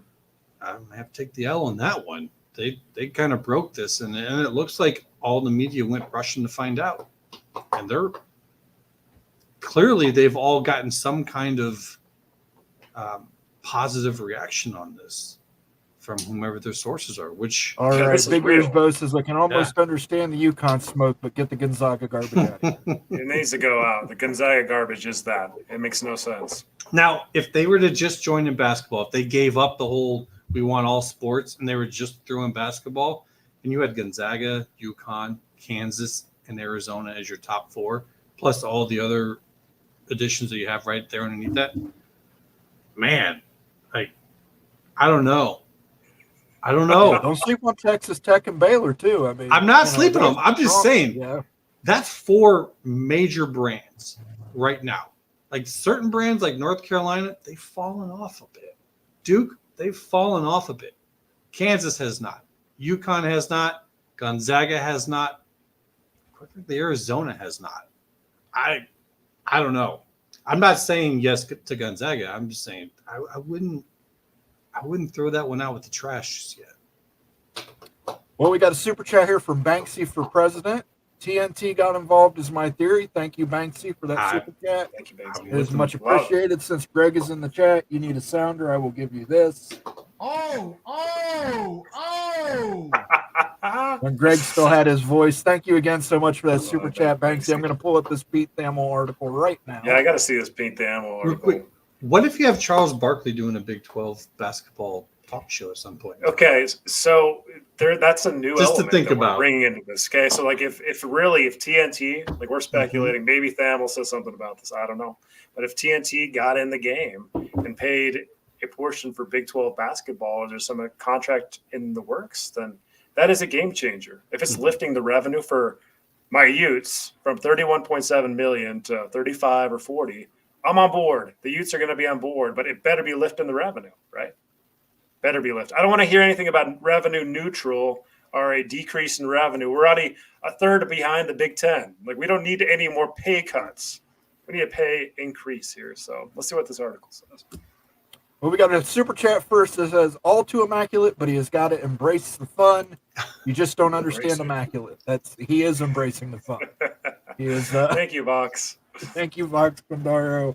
I will give you a rock chalk. I will give you a drunk Joe for that. I couldn't care less about the team struggling. Yeah, you just have to know immaculate. He's having fun. You got your whiskey out there, immaculate. I got it right here. You got it right there. Georgia He's Tech. drinking with the Georgia Techs and the UConn for having fun here on a Friday night on the College Football Mafia. Thanks, everybody, for tuning in. If you're new to the channel, please subscribe. If you're new or old to the channel and haven't hit that like button yet, hit that like button, guys. It helps us. Helps us tremendously. So would be much appreciated. Thank you for that super chat, Fox. He's really pushing back here. The Big 12 is in talks with UConn about joining the league in all sports. Sources confirmed to ESPN on Friday. I wonder where those sources came from. No vote has taken place for a potential Huskies membership, nor is one close to happening, as sources cautioned that there has been pushback among several members that would need to be overcome. The talks have advanced to the point where UConn athletic director David Benedict and board chair David Toscano met with Big 12 athletic directors in person in Dallas last week to make their case. Sources told ESPN the conversation centered around football funding and how UConn will be competitive upon joining the league in 2031. Part of UConn's presentation to the Big 12 covered how the Huskies would be prepared to build and spend money on football like the current Big 12 programs. They also pitched the league on how quickly they became competitive in the Big East Football Conference after joining in 2004. A Big 12 board call is being planned for next week with the league's presidents that would lay out specific deal points. I think the word is premature, a high-ranking Big 12 official said. There's a far distance between conversations and anything that would happen. The presidents haven't seen the case yet. Let's stop right there for a minute. I think that's a great point. Premature. UConn is not joining the Big 12 tomorrow. They're not joining the Big 12 next week. But there are early discussions. A plan has been made. I'm sure this plan between UConn and Brett Yormark. A plan has been made to present to the Big 12 presidents. Could you scroll up just a little bit? There's one other thing that they said that I really just kind of want to point out the detail of it. Part of the presentation to the Big 12 covered how the Huskies would be prepared to build and spend money on football. Now, is there a little bit more to that prepared to build part that they're not saying? Like, what are they prepared? Are we talking about building the program, or are we talking about building something? That's a teaser. Is that that could be both?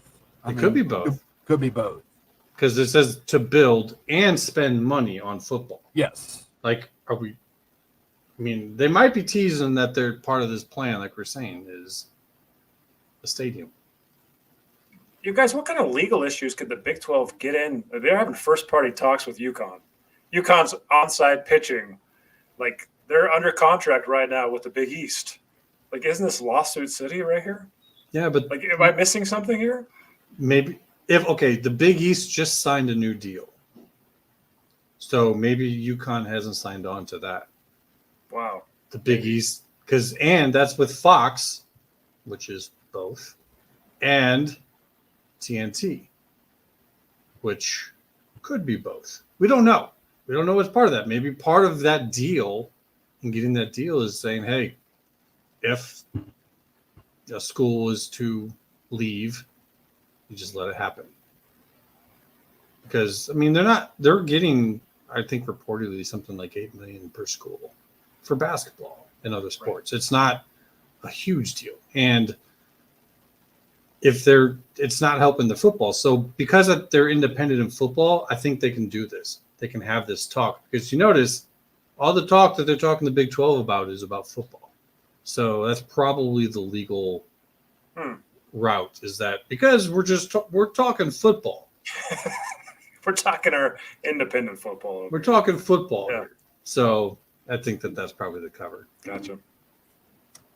Moving on to the article, the addition would be for all sports, and the delay to 2031 in football would, in theory, give UConn a chance to catch up, to be more prepared to join the league at that time in terms of funding and a talent upgrade through NIL.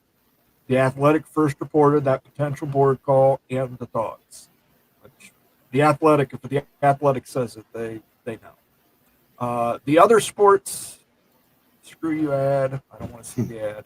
The other sports, including UConn's dominant basketball programs, would be added whenever UConn could negotiate or wait out the 27-month waiting period to exit the league. So there you go.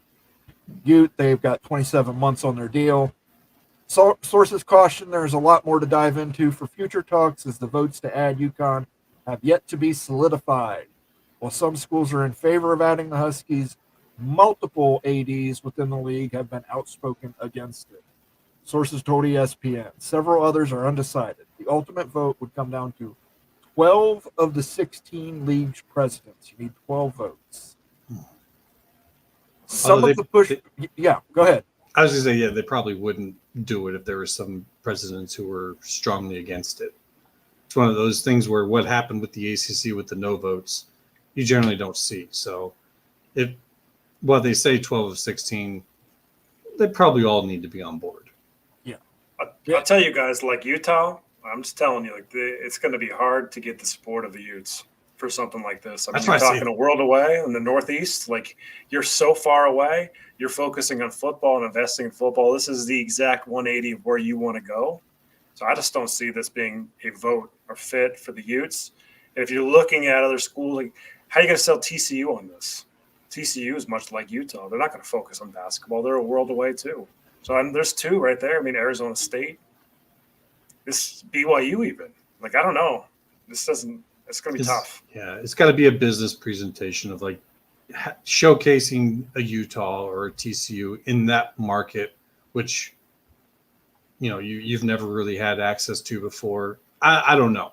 That's what Yormark would have to do. He'd have to make the presentation of why this is good business for them, even though if it's not a good fit, if that makes sense. But yeah, as a fan of it, I think I would probably stand with you. If I was a Utah fan, I'd be like, I am not excited about this at all. R Webb has been a member for 7 months. Thank you, R Webb. R Webb. Give you a hot. Oh, hot. Guys, Fox's lead for Big 12 basketball, and as for Syracuse versus UConn in New York City, I would remind you who is on Sports New York and who isn't. It's not Syracuse.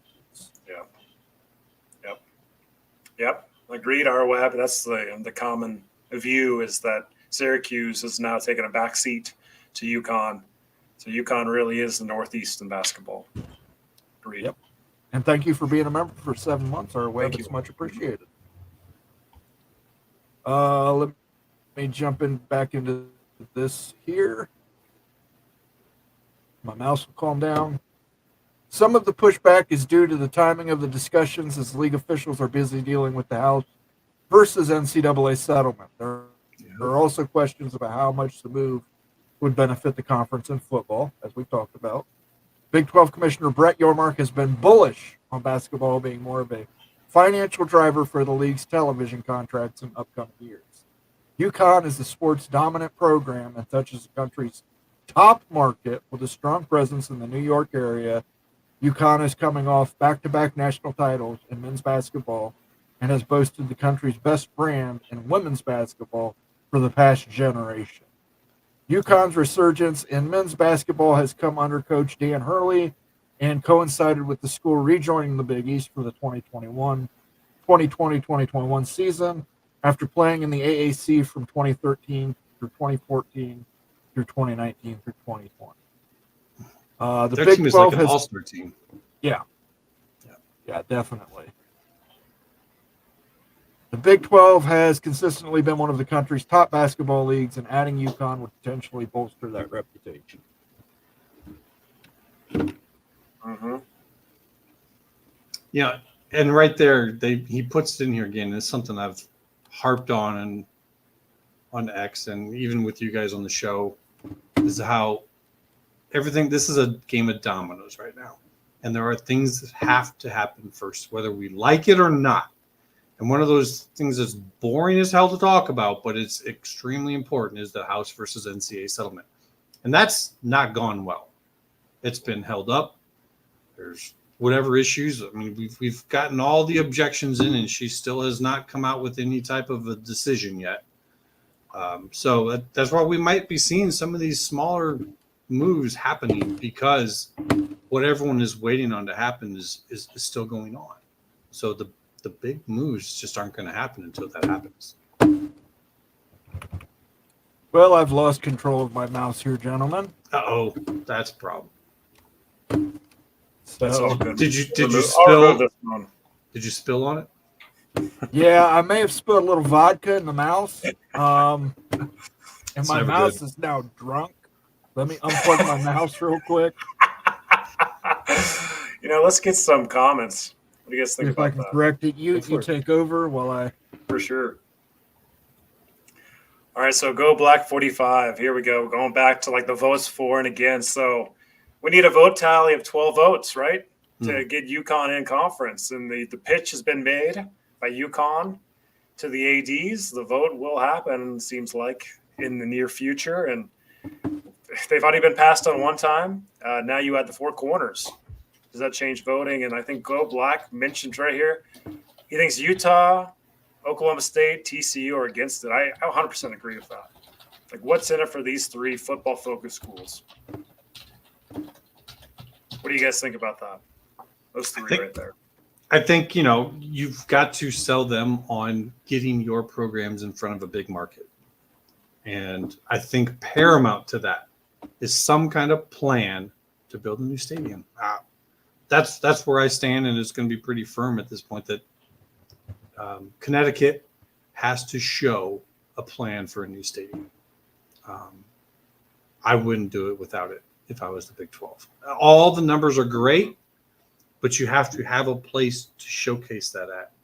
And if that stadium is, if it's kind of a boring vibe, and that carries over through the TV screen, it's not going to showcase well. I don't care how many people are there; they're not going to pay attention. They have a lot of other options.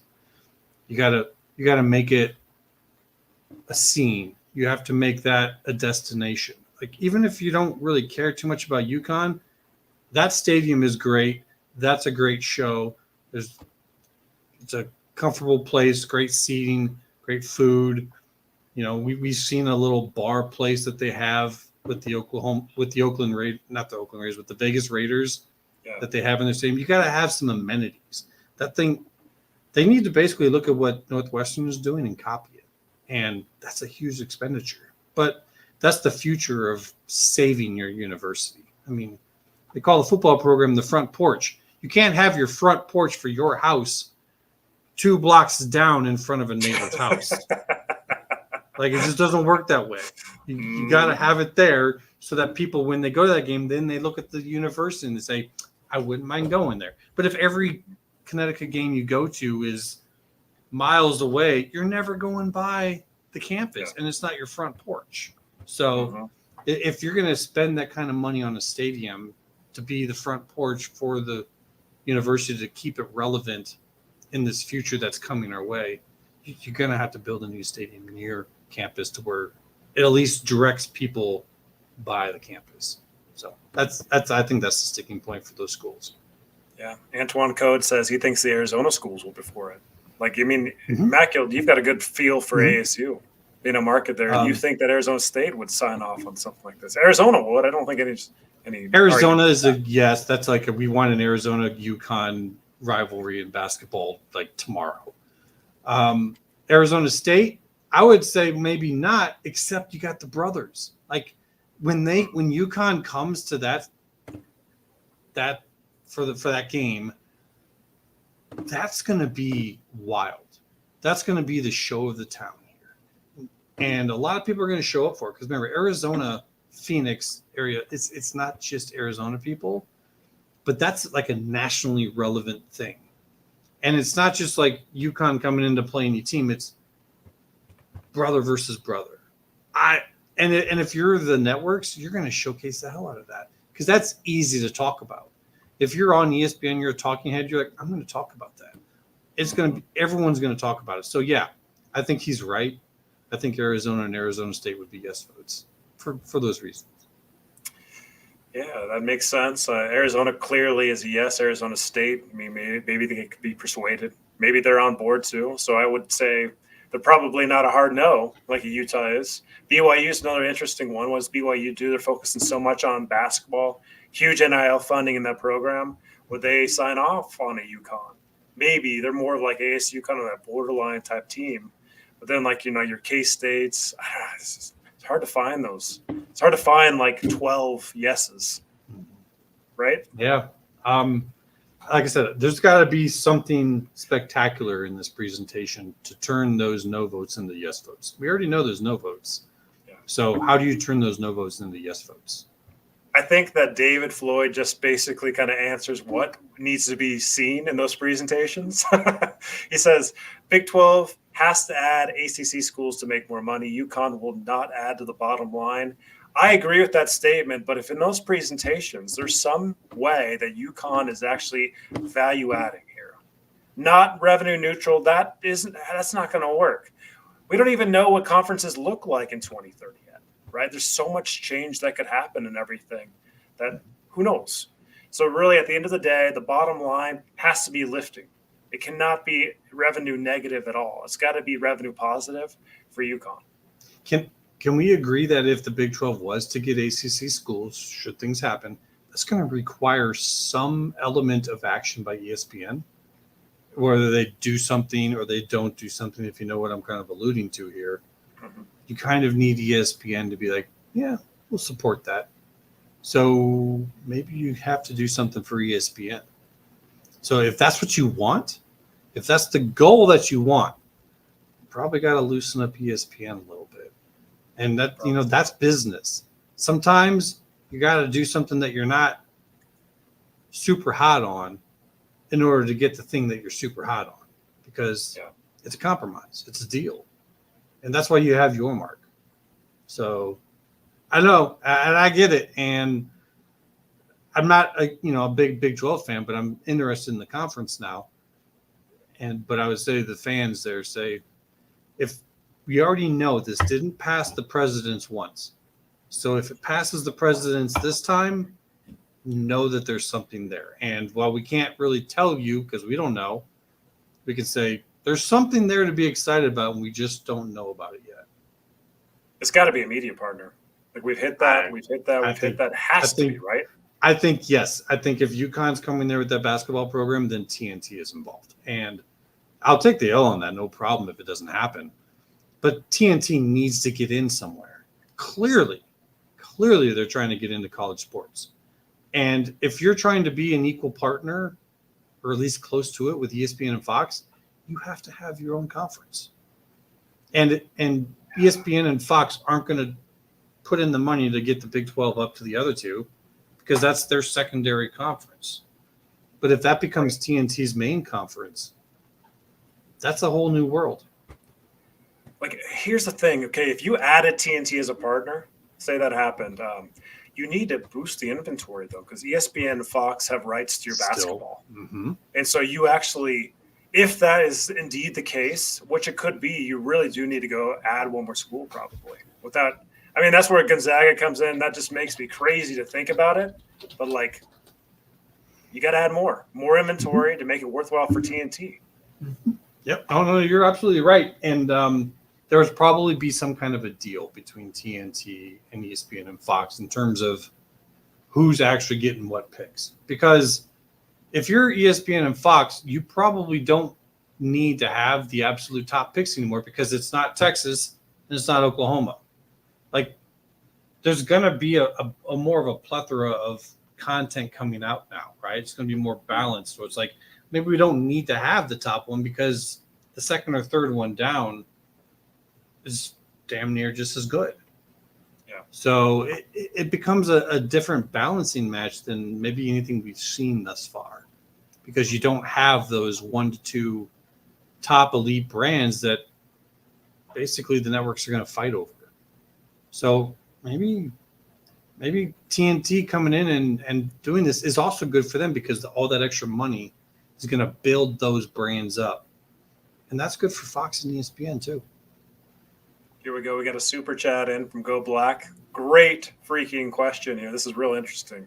So say that the Big 12 says no again this year, 2 years in a row, no's, and UConn goes on and wins another national championship in basketball this coming year, and then pitches it next year. Like, does that sway things? Does that seal anything? Does that change anything?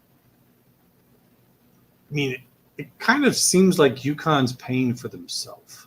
Like if they're getting the payout of the basketball and Olympics, isn't the money they'd be bringing to the conference every year in tournament units, wouldn't that pay for it itself? Like, and they're there every year and they go deep every year. And this year their team was so much better than everyone else's. It was like an all-star team. Is that going to change? And if they're in the Big 12, why would it? Why would the guys that are up there in the basketball heavy Northeast stop going to UConn? When now, you're going to be playing against Arizona. You're going to be playing against Kansas. You're going to get to go in to the best location to play a basketball game in the entire country in Kansas. Like, they're just going to get better. So I think that every year they're going to at least pay for themselves, if not more. How you doing, Moan? I got a new mouse installed. Nice. Always have extra mice. Gotta around. have extra mice, man. Those things go and you're just done. Yeah, it went crazy after I clicked close on that ad. I think that's what did it.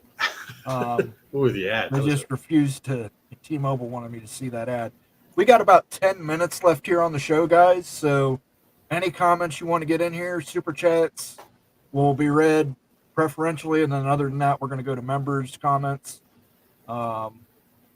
And we've got a lot, and I apologize we didn't get to many comments tonight, but having Rec Talk on and that was an awesome segment, and then having Immaculate Ear has been an awesome segment. So you'll have to forgive me. Did get to talk a little GT, a little spot in my heart for them too. I don't think they're going to beat Florida State, but I'm really hoping that they show up strong. I want to see that be a game, because you guys know kind of what I want to see. If this is going to happen and schools are going to move, if the ACC lasts, great. But if schools are going to move, I would personally like to see GT in the Big Ten. I want to see Iowa playing in Atlanta and showcasing in the heart of Georgia. So I think, and even if they were to go to the Big 12, you would want the same thing. You would want them to show off right now and be competitive, because if you get Georgia Tech and you're playing in Atlanta, in the heart of Georgia, that's huge as well. So the money they're putting in, the renovations to the stadium, the new facilities that they got for the players, which is already showing. If you don't think that those guys that are signing on right now isn't because they're seeing the facilities that they're about to get, that has a big part of it. So people be ready. I know GT hasn't been great in the past, but sometimes you got to look forward and not backwards. And I think GT's coming.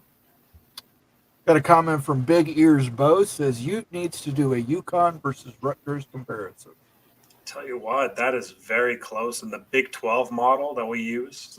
With basketball weighted so high, UConn's going to score really well versus Rutgers, in my view. Based on Rutgers, lack of football history and stuff, you're in redundant markets, but UConn's actually getting credit for more market than Rutgers. I could do that, but UConn's going to perform really well in the Big 12 model. If we look at the Big 10 model, and we factor in academics and stuff, UConn actually is really good academically. I got to say that too. No one's talking about that. The Big 12 doesn't focus on that. It's not like you don't need to be AAU, but that's a big value add for like a Utah, because UConn is an elite academic and a big research institution. Is it big research? I mean, it is academically. I don't think they're AAU, but I think that they are research focused. I didn't think that they were very big in research, but that they were a very strong academic school. Like they're almost like one of those public schools that kind of acts like a private. Does that make sense? Like they're very good academically. It's just not as big research wise, which is the bread and butter of the Big Ten, despite what some people on the internet would say. Well, they have their own healthcare system, and that's usually a good sign that they have research. All right. So UConn scores out 79 in the nation in research spending as of the most recent day. So they're right next to Kansas and Iowa State, and they're a little ahead of Florida State. So they're not a research juggernaut. Iowa does a lot more research. Utah does more research, but the entire academic profile really is above average for Big 12. Yep, yeah, and it's good for that. But just in terms of the Big Ten, like if you're gonna come and be kind of like average to lower average in research in the conference, you have to bring something else that's big that pays the way for someone else to come in. Like that's why I always say Florida State and Georgia Tech, because Florida State pays the way for Georgia Tech to get in. Although now Georgia Tech may in the future pay their own way. But that's why I think UConn for the Big 12 is probably a better ad than Big 10. Contributor Rock and Rant says UConn is to Wild Ute as SMU is to Bomber. Bomber really dislikes SMU. I would say that Gonzaga is the one that really, really irks. Not UConn.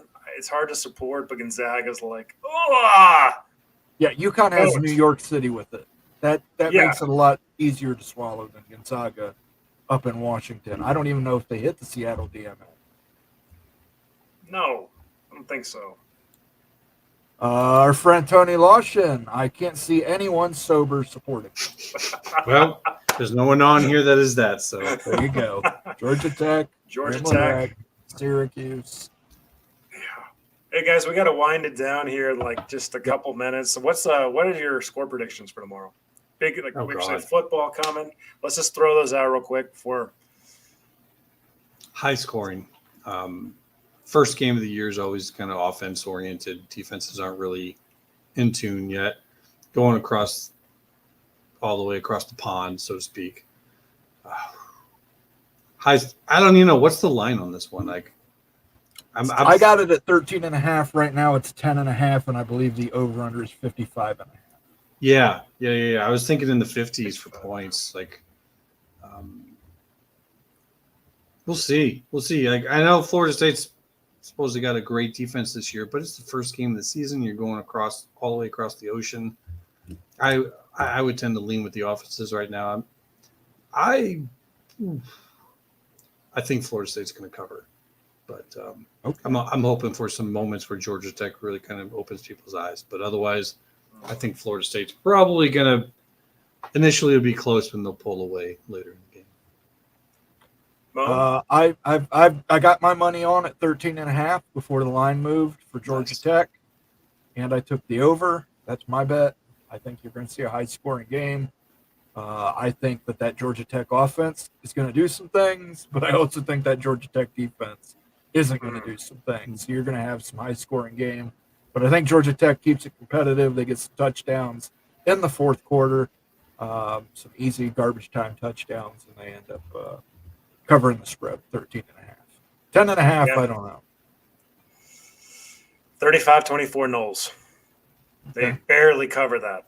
Barely. Like, it's a nail-biter, 35-24, that's what I'm saying. And it's going to be a little close for comfort.